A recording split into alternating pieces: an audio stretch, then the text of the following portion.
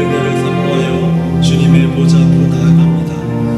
예수님을 의지하여 주 앞에 나아가는 심령들마다 투명하고 깨끗한 마음으로 우리 주 앞에 서게 하여 주시고, 우리가 주를 바랄 때에 한량없는 은혜가 오늘 우리의 심령 가운데 가득 부어져서 그 은혜로 말미암아 회복이, 기쁨이, 감사가, 사랑이 우리 안에 온전히 회복되어져서 우리 살아계신 하나님을 높이고 우리 하나님의 영광 속에서 우리가 기쁨으로 하나님의 은혜를 드림하시는 복된 예배가 되도록 축복하여 주시기를 기도합니다.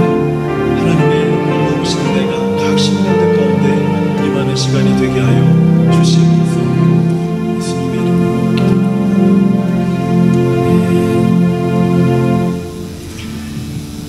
우리 은혜로다 우리 함께 찬양하겠습니다.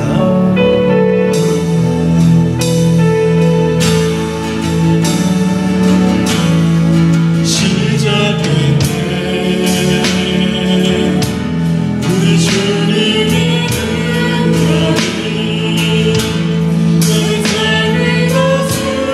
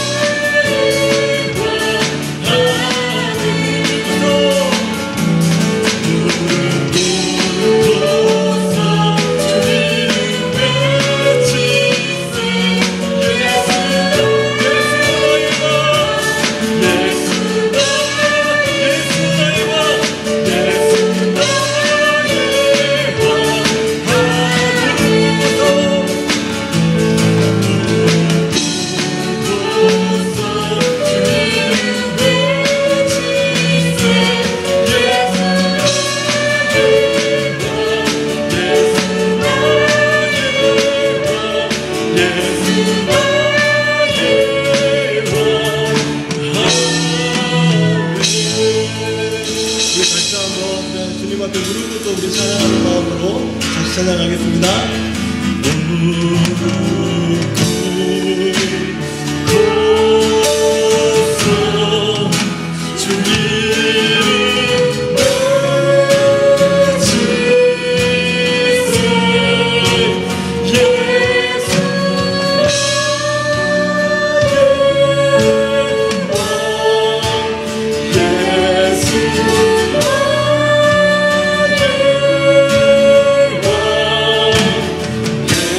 예수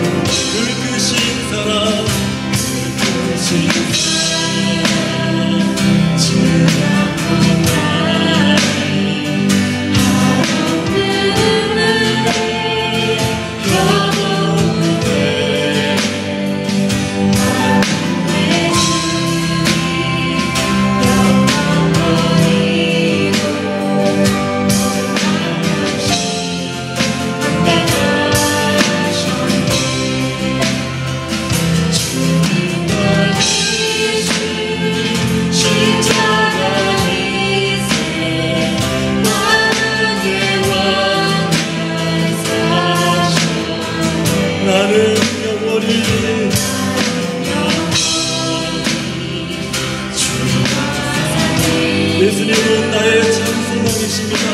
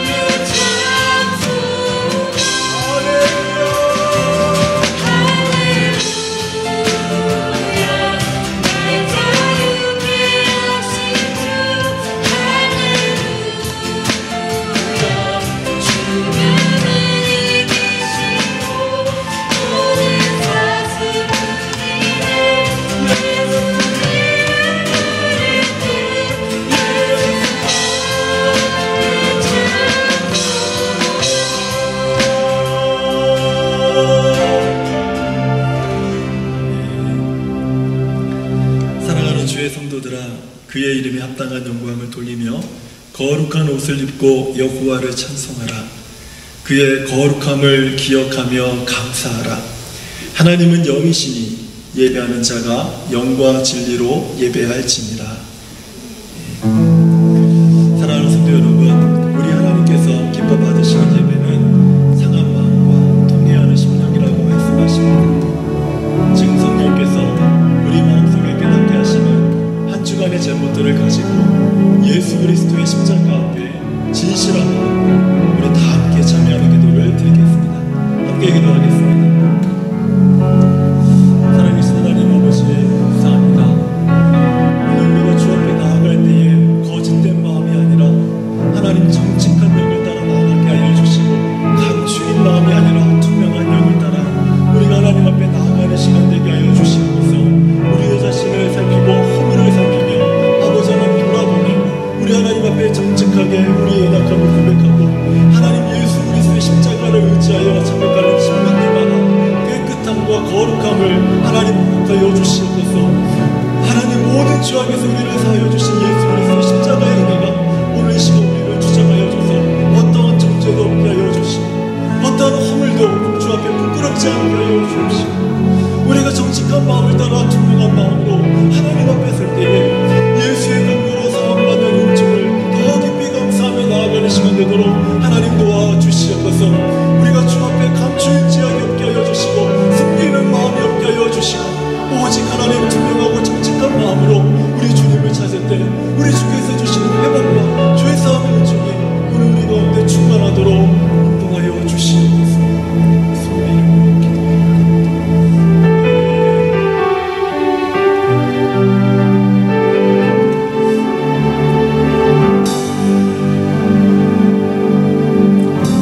예수님의 이름으로 기도합니다.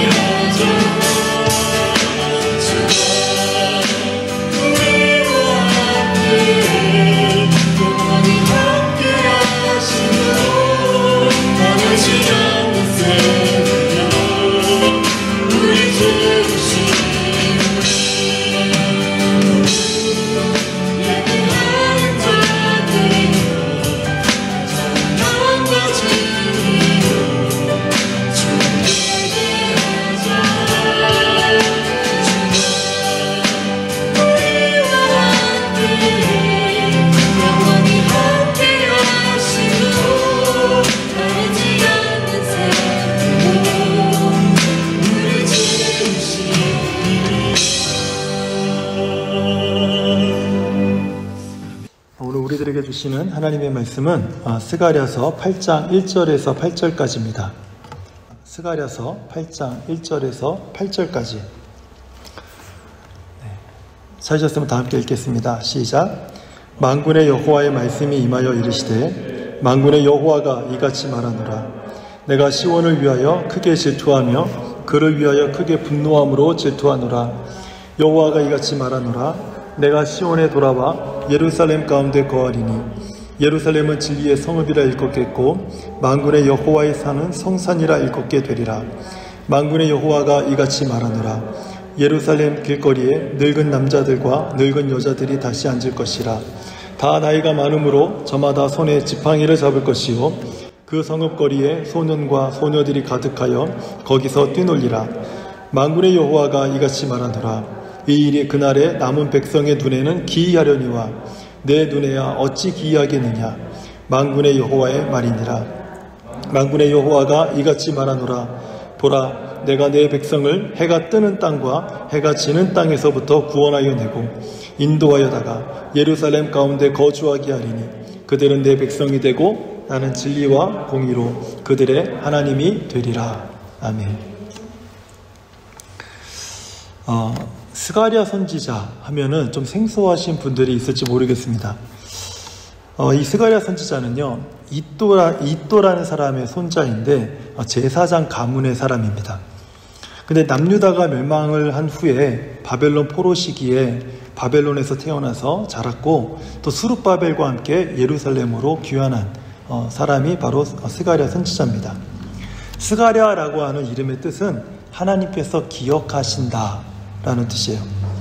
스가랴 선지자가 활동한 시기는요, 포로 귀환 후 예루살렘 성전이 재건된 후에 예루살렘에서 학계 선지자와 함께 하나님의 말씀을 선포했던 젊은 선지자, 바로 그 사람이 스가랴 선지자입니다. 이 스가랴의 핵심 메시지는요, 성전이 완공된 후에 있을 이스라엘의 회복을 말하고 있습니다. 특히 오늘 우리가 함께 읽은 스가랴 8장의 말씀에서는 우리에게 4종류의 회복을 말씀하고 있습니다. 저는 오늘부터 이제 추수감사절 예배 때까지 하나님께서 우리에게 주시는 회복의 메시지에 관한 설교를 4번에 걸쳐서 이제 하려고 합니다. 스가랴 8장은요, 가장 먼저 예루살렘의 회복에 관한 메시지를 언급하고 있어요.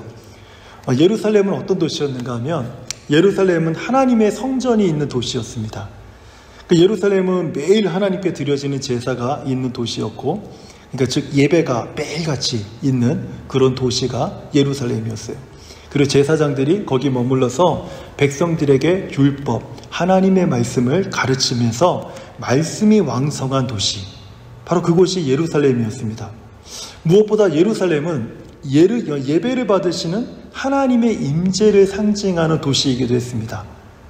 그래서 이 예루살렘을 이스라엘의 삶의 중심이어서 모든 사람들이 항상 예루살렘을 바라보면서 하나님이 거기 계신다라는 어떤 그 여호와 신앙을 새기는 그런 핵심이 되는, 중심이 되는 그런 도시였어요. 하지만 이스라엘은요, 이 솔로몬 왕 이후로부터 북쪽에 있는 이스라엘, 북쪽 이스라엘과 남쪽의 유다 지파로 해서 남쪽 유다, 이렇게 해서 두 나라로 갈라지게 됩니다. 근데 북쪽 이스라엘은 급속히 우상을 섬기면서 여호와 신앙을 버려요. 그리고 타락합니다. 아주 급속도로 타락해요. 하지만 남쪽에 있었던 남쪽 유다는 북쪽보다는 더디게 타락했지만 결국에는 남쪽 유다도 타락하게 돼요. 결국 하나님을 등지고 율법을 버린 이스라엘, 북쪽 이스라엘은요, BC 722년에 아시리아라고 하는 나라로부터 멸망을 당합니다. 그리고 남쪽의 유다는요, BC 586년에 바벨론이라고 하는 그 나라로부터 멸망을 당해요. 그리고 이 시기에 남쪽 유다 백성들 중에서 아주 유능한 사람들이 있었어요. 인재들이죠. 오늘 우리 이제너레이션에 설교했던 다니엘과 같은 그런 사람들이에요. 이런 유능한 인재들이 포로가 되어서 바벨론으로 다 포로로 잡혀갑니다. 이 시기를 포로 시대다라고 불러요. 이 시기를 이스라엘의 역사에서 포로 시대다. 근데 포로 시대는 70년 동안 이어지는데 포로로 잡혀갔던 남쪽 유다 백성들은 그곳에서 오히려 자신들을 정결하게 하고 거룩한 삶을 지키고 율법을 세우는 아주 놀라운 그런 회복을 거기서 찾게 돼요. 거기서 여호와의 신앙이 온전히 회복되는 모습을 보게 됩니다. 근데 반대로 여전히 그 예루살렘과 이스라엘 땅에 남아 있었던 그 북쪽 이스라엘과 남쪽 그 유다 지역에 남아 있던 사람들은요, 이방인들과 그 혼잡하게 섞여가지고 혼인할 뿐만 아니라 그들의 문화를 따르고 그들의 죄악을 더 즐거워하면서 아주 극심한 우상 숭배와 죄악에 빠져서 살게 됩니다. 아주 극명하게 나누어지는 삶을 살게 되죠. 포로 시기가 이제 70년이 지난 후에 고국으로 귀환할 수 있는 길이 열리자 바벨론에 잡혀갔던 많은 그 남쪽 유다의 그 포로들이, 그 경건한 그 유대인들이 다시 고국으로 돌아오고자 합니다. 그때 핵심 인물이 스룹바벨이라고 하는 사람이에요.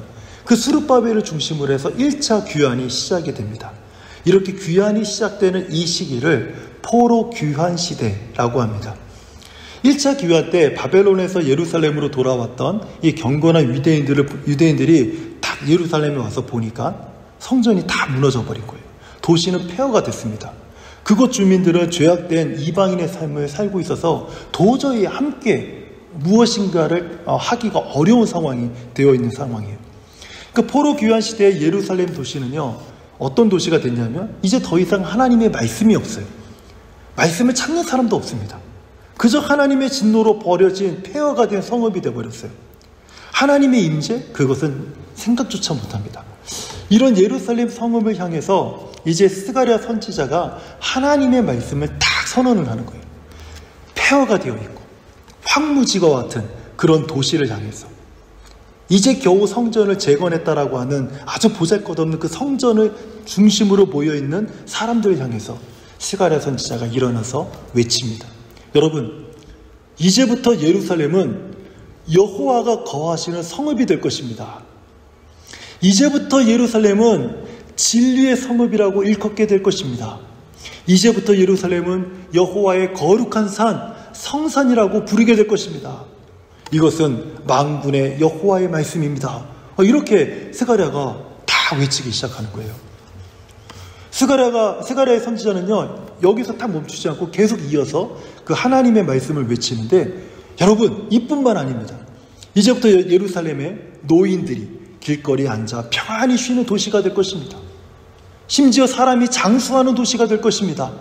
또한 거리마다 아이들로 가득하여서 아이들 소리가 시끄럽고 뛰어노는 아이들로 시끄러운 그런 왁작지껄한 그런 도시가 될 것입니다. 이것은 만군의 여호와의 말씀입니다. 이렇게 딱 선포하는 거예요. 스가랴 선지자는요, 예루살렘이 회복될 것이라고 하는 이 회복의 메시지를 선포한 거예요. 여러분, 이 스가랴 선지자가 선포했던 이 회복의 메시지는요, 오늘날도 망한 것 같은 우리 삶에 대해서 사방이 다 틀어막혀가지고 길을 찾지 못하고 답답해하는 나의 현실에 대해서 아무리 힘쓰고 애써도 변할 기미가 전혀 보이지 않는 우리의 고된 삶에 대해서 이 회복의 메시지가 동일하게 울릴 때가 있다는 거예요. 하지만 문제는요, 회복의 메시지를 들은 사람들의 반응이에요. 스가랴 선지자가 전한 이 회복의 메시지를 들은 사람들은요, 막 기뻐하기보다는 고개를 갸우뚱하기 시작을 했어요. 고개가 갸우뚱 되는 거예요. 그런 회복이 이렇게 황폐해버린 예루살렘에서 가능하겠나? 하나님이 말씀하신 회복이 나의 답답한 상황에서 가능하다고 보세요? 글쎄요, 우리는 믿지 못하겠습니다. 그러면서 갸우뚱 하는 거예요. 이것이 스가랴 선지자로부터 회복의 메시지를 들은 백성들의 반응이에요. 이런 반응이 당시 이스라엘 백성들만의 반응이겠냐는 거예요. 오늘날 회복의 메시지가 우리 삶에 울릴 때에도 우리의 반응도 이와 같지 않겠냐는 거예요. 많은 사람들이 하나님의 메시지를 들었을 때 아멘 하면서 받을 수도 있겠지만, 그렇지만 많은 경우 갸우뚱하는 반응이 나옵니다. 왜 그럴까요? 소망이 전혀 없기 때문에 그래요. 여러분, 회복은 하나님께서 회복의 메시지를 줄 때는 소망이 없는 곳에 하나님의 메시지가 임하는 거예요.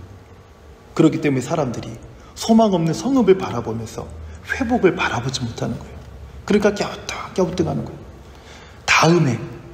다음이라는 그런 가능성이 전혀 없는 그런 상황에 이 소망의 메시지, 회복의 메시지가 선포돼요.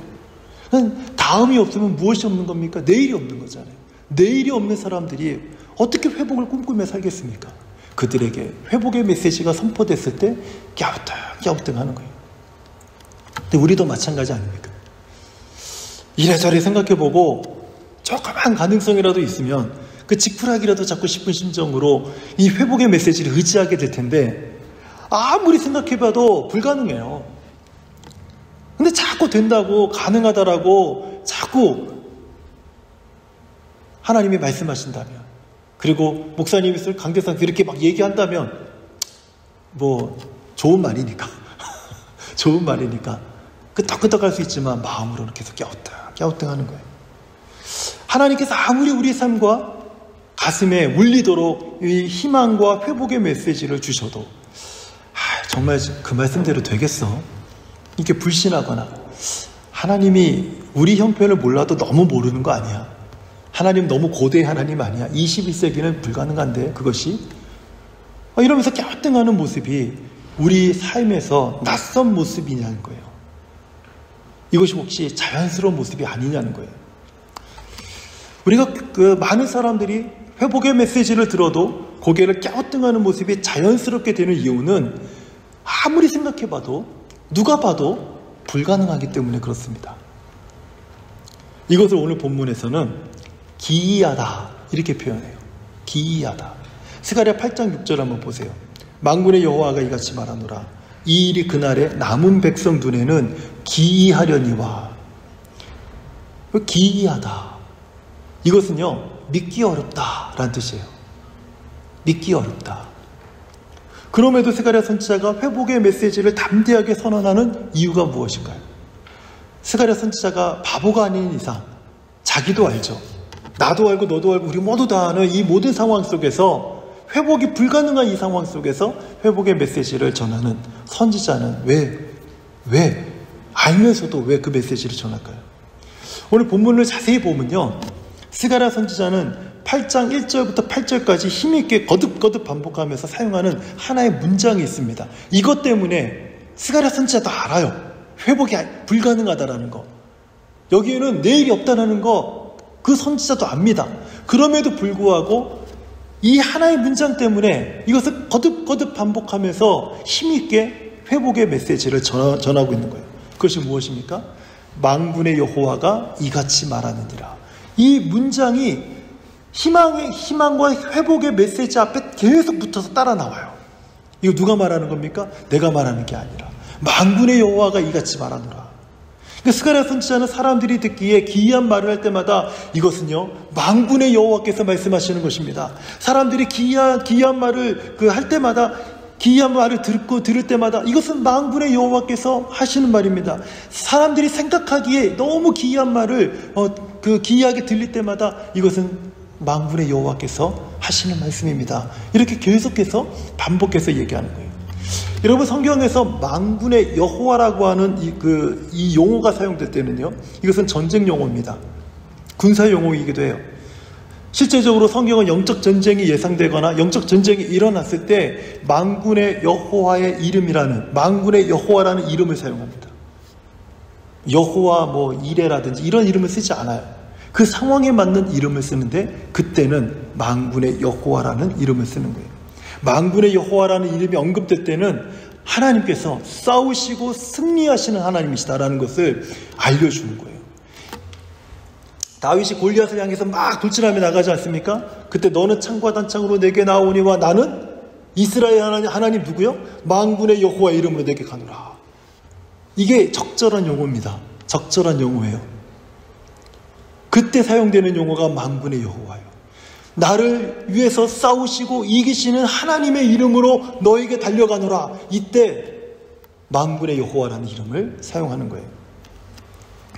이것은 현재 예루살렘 성전이 무너지고 도시가 황폐해지고 백성들이 타락하고 우상을 섬기고 하나님을 떠난 것은 어떤 물리적인 문제가 아니라 영적인 문제라는 것을 지금 지적하고 있는 거예요.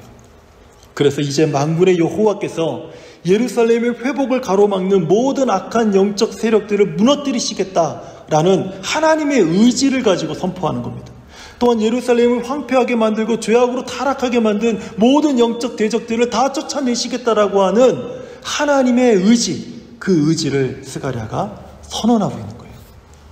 마침내 예루살렘을 하나님께서 회복하시고야 말겠다. 이 하나님의 의지를 메시지로 담아서 백성들에게 선언하는 거예요. 요한계시록 3장 7절에 보면 이 회복의 메시지를 주신 하나님에 대해서 이렇게 말씀하고 있어요. 거룩하고 진실하사 다윗의 열쇠를 가지신 이, 곧 열면 닫을 사람이 없고 닫으면 열 사람이 없는 그가 이르시되. 하나님은 어떤 분이세요? 하나님이 여시면 닫을 자가 없고 닫으시면 열 자가 없는 그 하나님께서 회복의 메시지를 주시는 거예요. 그렇기 때문에 스가랴의 메시지는 마치 이와 같은 것입니다. 주께서 여시면 닫을 자가 없고 닫으면 열 자가 없는 만군의 여호와께서 이같이 말씀하십니다. 너희 눈에 기이하게 보이는 이 모든 일이 이제는 회복되리라. 이제는 회복되리라. 만군의 여호와의 말씀이니라. 이게 바로 스가랴 메시지의 핵심입니다. 이 말씀을 오늘 본문의 표현 그대로 사용하면 이렇습니다. 너희 눈에는 기이하려니와 내 눈에야 어찌 기이하겠느냐. 사람들 눈에는 불가능해 보인다 할지라도 만군의 여호와의 눈에 이것이 어찌 불가능해 보이겠느냐. 지금 이렇게 말씀하시는 거예요. 아무리 생각하고 10번, 100번, 1000번 해도 안 돼 라고 한들 하나님께게도 그것이 불가능해 보이겠니? 지금 이렇게 말씀하시는 거예요. 이제 회복이 될 것이다. 이것이 만군의 여호와의 말이더라 라는 거예요. 사랑하는 성도님들, 저는요 오늘 이 메시지를 우리가 우리 가슴에 새겨야 된다고 생각이 들어요. 제가 사실은 이번 주일부터 어떤 설교를 해야 되나 참 고민을 많이 했어요. 그동안 해왔던 많이 계속 주제별 설교들이 다 끝났기 때문에 어떤 설교를 해야 되나. 그래서 제가 2종류의 그 설교를 방향을 정했어요. 그리고 어제 정했던 2종류의 설교를 다 뒤로 빼고 이 설교가 준비가 됐어요. 그래서 제가 오늘 아침에 와서 기도할 때도 하나님께서 전할 메시지를 정하셨구나. 제가 정했던 메시지는 이게 아니었는데, 근데 이 메시지가 추수감사절 때까지 하나님께서 선포하길 원하시는구나 라는 생각이 들더라고요. 저는 이 메시지를 우리 성도님들 그리고 우리 교회에 새겨야 된다고 생각해요. 이제는 회복이 됩니다. 아멘. 이제는 회복이 됩니다. 지금도 우리 삶에서 불가능해 보이고 도저히 회복의 기미가 없어 보이고 답답한 상황이 끝나지 않을 것 같은 상황일지라도 그 상황에 대해서 우리 하나님께서 오늘 우리 가슴에 울리는 이 메시지를 우리는 마음에 담아야 돼요. 우리 가정에 울리는 이 메시지를 우리 마음에 담아야 된다는 거예요. 답답한 내 심정에 울리는 이 메시지를 우리가 마음에 담아야 된다는 거예요. 너희 눈에 불가능해 보여도 믿기 어려울지라도 내 눈에야 어찌 기이하겠느냐. 이 메시지, 하나님께서 회복을 주신다는 이 메시지를 우리 마음에 담아야 돼요. 근데 왜 하필 예루살렘인가? 이게 참 그 말씀을 이렇게 준비하면서 예루살렘은요, 아까 말씀드린 것처럼 이스라엘 백성들의 생활의 삶의 중심이에요. 삶의 중심. 하나님께서 예루살렘을 회복시킨다는 것은 이스라엘의 모든 삶의 영역, 경제와 정치와 문화와 그리고 가정과 그리고 신앙, 이 모든 것들을 하나님께서 회복하시겠다라는 의미가 이 안에 담겨져 있는 거예요. 하나님께서 우리의 삶의 저변에 펼쳐놓아 있는 여러 가지 우리들이 해야 될 많은 일들에 대하여서 하나님께서 첫 번째로 주는 메시지가 그것이 회복될 것이다 라고 주는 메시지라고 저는 믿습니다. 이제 한 가지만 더 말씀을 드리고 말씀을 맺으려고 합니다. 이 예루살렘 회복에 관한 메시지는요, 우리의 삶과 터전과 교회와 가정의 회복을 약속하는 이 하나님의 메시지. 하지만 우리는 왜 예루살렘이 회복이 불가능할 정도로 황폐하게 되었는지 그 이유를 좀 반드시 생각해 봐야 됩니다. 황폐하게 됐으니까 회복이 필요한 거 아니에요. 처음부터 회복될 필요가 없는데 회복이라는 단어가 뭐하러 왜 필요하겠습니까? 그렇죠? 왜 이렇게 황폐하게 되었는가? 스가랴서 7장 11절과 13절이 화면을 통해서 한번 볼게요. 제가 준비가 안 돼. 한 번 더 눌러봐 주실래요? 한 번 더. 한 번 더. 네. 네. 한번 다 같이 한번 읽어볼게요. 시작. 그들이 듣기를 싫어하여 등을 돌리며 듣지 아니하려고 귀를 막으며 그 마음을 금강석 같게 하여 율법과 만군의 여호와가 그의 영으로 옛 선지자들을 통하여 전한 말을 듣지 아니하므로 큰 진노가 만군의 여호와께로부터 나와도다. 내가 불러도 그들이 듣지 아니한 것처럼 그들이 불러도 내가 듣지 아니하리라. 만군의 여호와가 말하였다.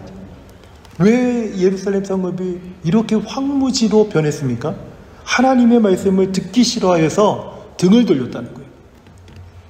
심지어는 이 금강석처럼 완고한 마음으로 하나님의 말씀을 거부했다는 거예요. 그래도 하나님은 자기 백성을 불렀습니다. 부르고 또 불렀습니다. 그러나 백성들은 하나님의 부름에 귀를 닫아버렸어요. 그 결과로 하나님이 그들을 버린 거예요. 그들이 다시 하나님을 부른다 할지라도 듣지 않기로 작정하신 거예요.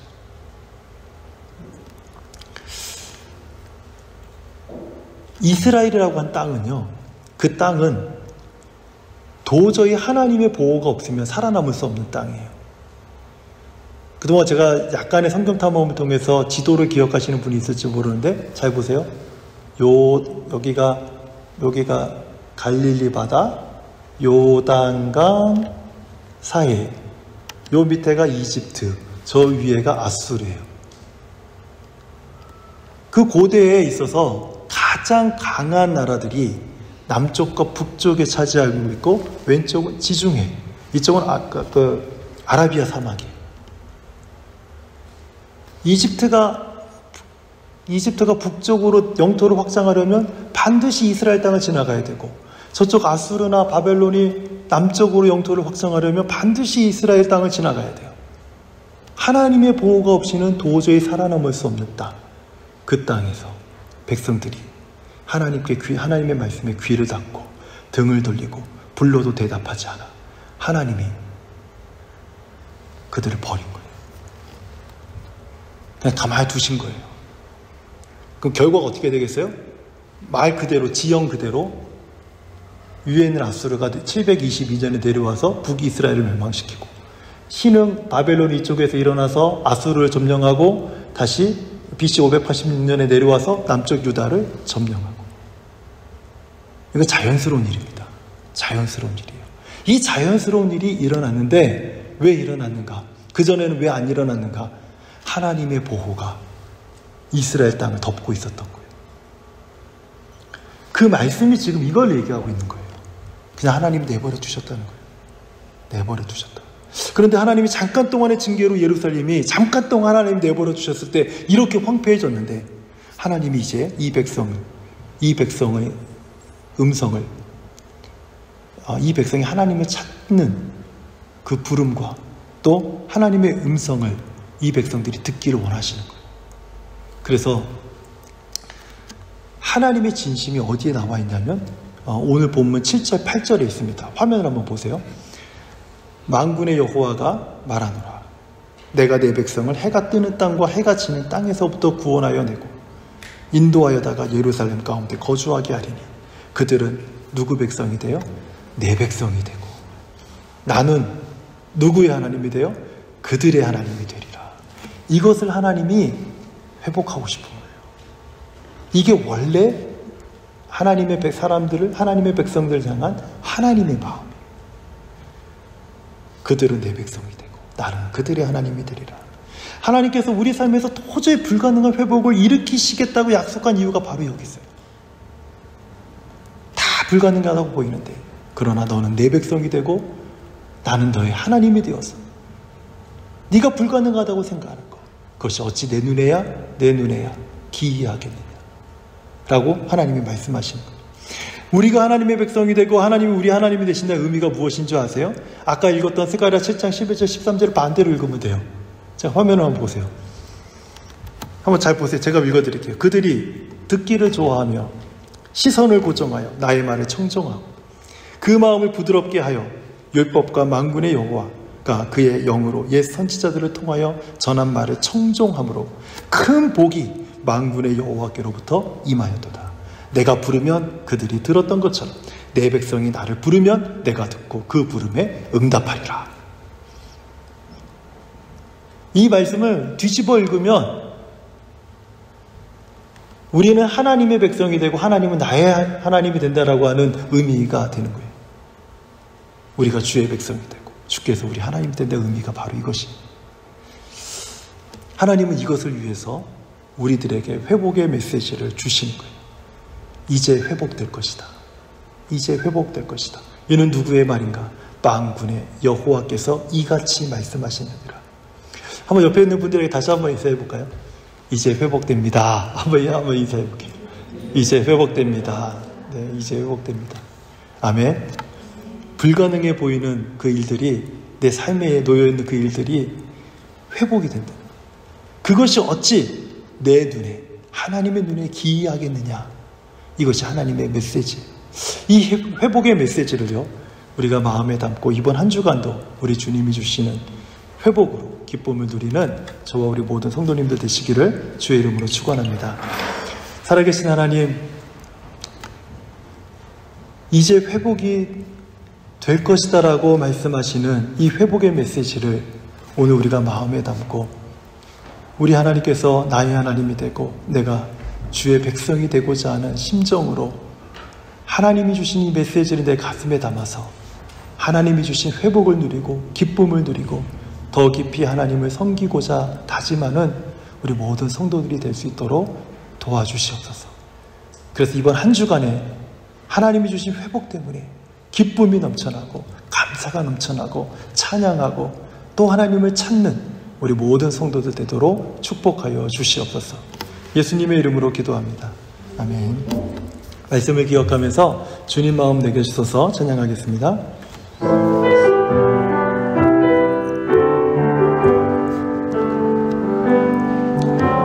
주님 마음 내게 주소서.